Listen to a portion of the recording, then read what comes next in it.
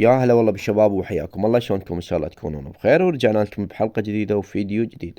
حلقتنا اليوم راح تحكي عن شيء جدا مميز وخرافي، واتصور اول مرة ينزل اللغة العربية على اليوتيوب.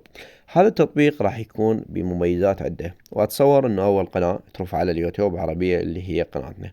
وراح تلقى بعض القنوات منزله عليه شرح، بس ما راح تلقى عربية، ولا راح تلقى رابط التطبيق اللي راح نحكي عنه حاليا بالسوق بلاي، ولا تقدر تحصله الا اذا كان عندك خبرة شوية بمجال تنزيل التطبيقات. لذلك يا شباب راح نحكي على شوية عن التطبيق بداية الفيديو. هذا التطبيق راح يكون يعني بقوالب خاصة بالمخطوطات. اي مخطوطة اللي تريدها وبشكل 3D وشكل خرافي جدا، ما راح تلقى ولا تقدر تسويها عن طريق التليفون. هذه التصاميم ماخوذة من نسخ من اللابتوب او الحاسبة، البرامج الخاصة بالحاسبة راح تلقاها هنا بهذا التطبيق. التطبيق هذا يا شباب، هذا حاليا انا كاتب اسمه. تطبيق ما راح تلقى الاسم مالته، ولا تلقى النسخة مالته، ولا تلقى الصورة مالته على السوق بلاي، مع العلم انه السوق بلاي مالتي او الحساب السوق بلاي مالتي حساب امريكي يعني مو اعتيادي، لذلك ما موجود بالتطبيق.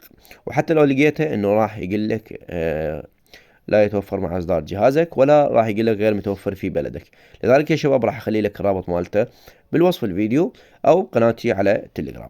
هسه راح نروح ونشوف الفيديو او نشوف التطبيق هذا اللي نحكي عنه حاليا هنا. هذا هو التطبيق يا شباب، هذا هو اسمه. مثل ما تشوفون بحثناه بالابل ستور او سوق بلاي ما طلع لنا، لذلك راح اخلي لك الرابط مالته بالوصف. راح تلقى هنا مجموعة من الخطوط كلش هواي، شنو الخطوط والقوالب كلش هواي ومجانية. اكو بيها المدفوعة، والاغلبية راح تكون مجاني. مع ذلك راح تقدر تستخدمهن وتقدر تغير اي خط اللي تريده، تقدر تكتب الاسم اللي تريده سواء كان بالعربي او بالانجليزي، وتقدر تتلاعب باللون اللي تريده انت. راح تشوفون هذه الخطوط او المخطوطات، عنده منها المتحركة ومنها الثابتة ومنها الشيء اللي تريده. على سبيل المثال انه اختار هذه المخطوطة، مثل ما تشاهدون راح يقول لك مجرد ما تنقر عليها يقول لك اكتب الاسم اللي تريده.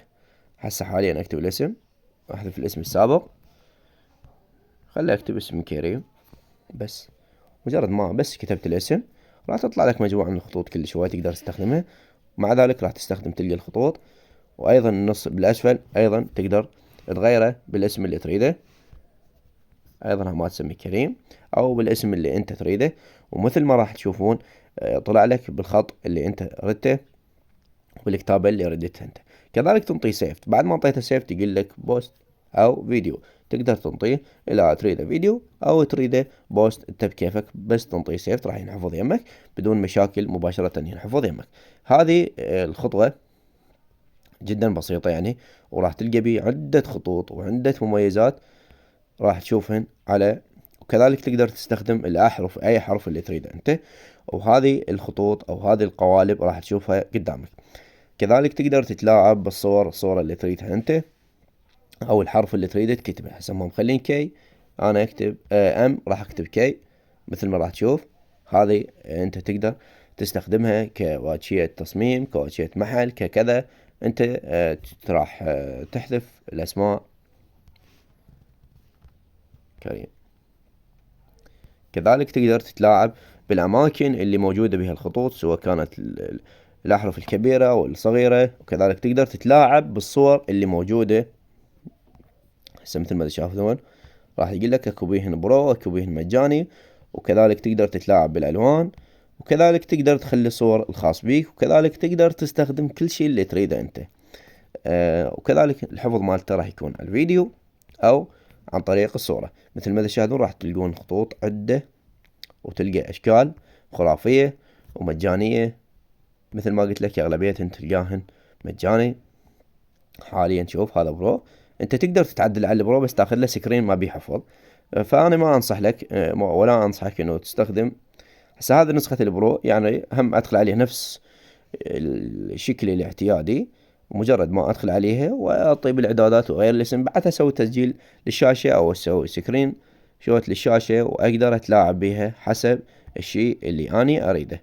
مثل ما تشاهدون راح تلقى عدة مميزات، واغلبيتهن مجاني بدون ما تدفع اي شيء. مثل ما تشاهدون هذه التصاميم كلها مجانية وتقدر تستخدمها. كذلك راح تكتب الاسم اللي تريده والشي اللي يناسبك انت. ها تنطيه تم، هاي راح تشوف يمك الميزة كذلك بالسيف مالته.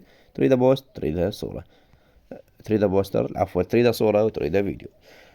هذا التطبيق أول مرة ينزل على اليوتيوب بالعربية أتصور، وأول مرة نزله أنا. لذلك يا شباب إذا كنت مهتم بهيج تطبيقات ومهتم بهيج برامج، خلي لايك للفيديو واشترك بالقناة حتى يوصلك الجديد. مع السلامة وأحبكم هواي هواي.